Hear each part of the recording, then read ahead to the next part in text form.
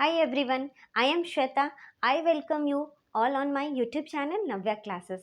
In the previous video, we read about the Atom and Molecules chapter 3, class 9 NCERT.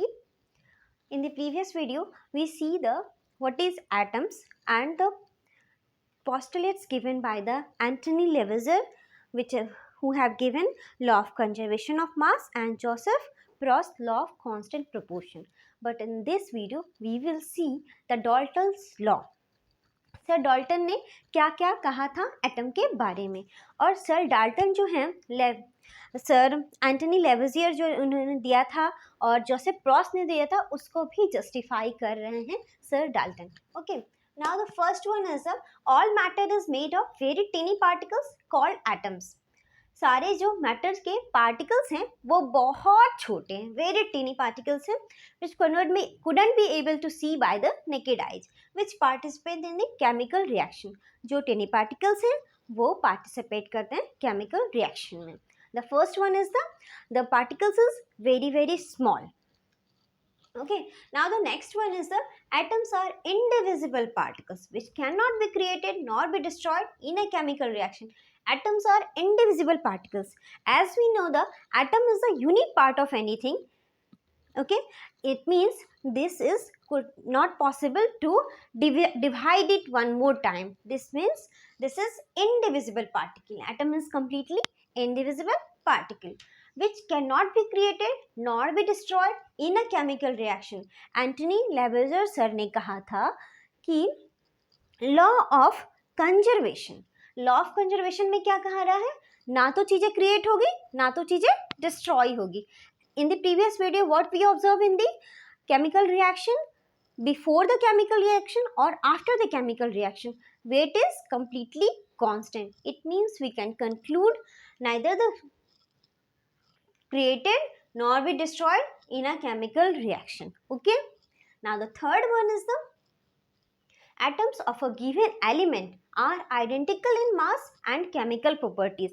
अगर उस chemical reaction में जो भी elements participate कर रहे हैं उनका मास भी आइडेंटिकल होगा और उसके प्रॉपर्टीज भी अलग सेम होंगे. Okay, atoms of a given, third one is finished. Okay, now the fourth one is the atoms of different elements have different masses and chemical property. This is completely clear कि अगर हम लोग copper वाला ले रहे हैं element तो उसका रिएक्शन अलग होगा, अगर एल्यूमिनियम ले रहे हैं उसका रिएक्शन अलग होगा. As we know the different element having the different properties, different chemical properties. Atoms of different element है तो उसका डिफरेंट केमिकल प्रॉपर्टीज भी होगा. Atoms combine in the ratio of small whole number to form compounds. Okay, atoms combine हो रहा है whole numbers में और एक compound को बना रहा है, जैसे H2O बना रहा है. ठीक है, H2O बना रहा है किससे, हाइड्रोजन से और ऑक्सीजन से.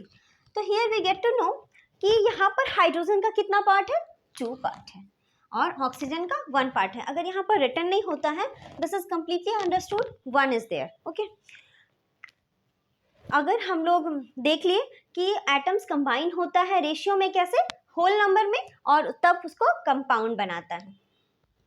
Now the sixth one is the relative number and kinds of atom are constant in a given compound. Kinds of atom से क्या मतलब है, here is the compound, this is the water is the compound. Clear? Water is the compound. Kinds different. Hydrogen is one another kind, and oxygen is another element. Hydrogen is another element, oxygen is another element.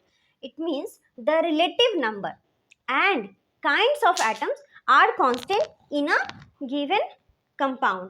किसी भी compound में जो atoms होंगे वो constant होंगे relative number से, और kinds of atoms होंगे तभी वो कंपाउंड बनाएगा. जैसे वाटर ले रहा है तो वाटर में 2 हाइड्रोजन है और 1 ऑक्सीजन है.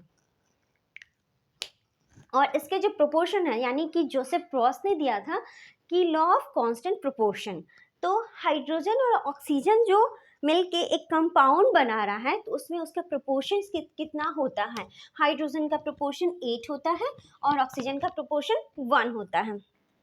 Okay, now here in the Dalton's atomic theory, Dalton sir ने दोनों ही यानी कि एंटनी लेवेज़ियर सर का law of conservation mass and Joseph Proust sir का लॉ ऑफ कांस्टेंट प्रोपोर्शन दोनों को ही जस्टिफाई किया है उन्होंने, और इसमें जितने एटम्स के प्रॉपर्टीज हैं उनको उन्होंने बताया है. Okay, in the next video we will see the size of the atom, relative size of the atom, and how these atoms were representing. Okay, thank you class, have a good day.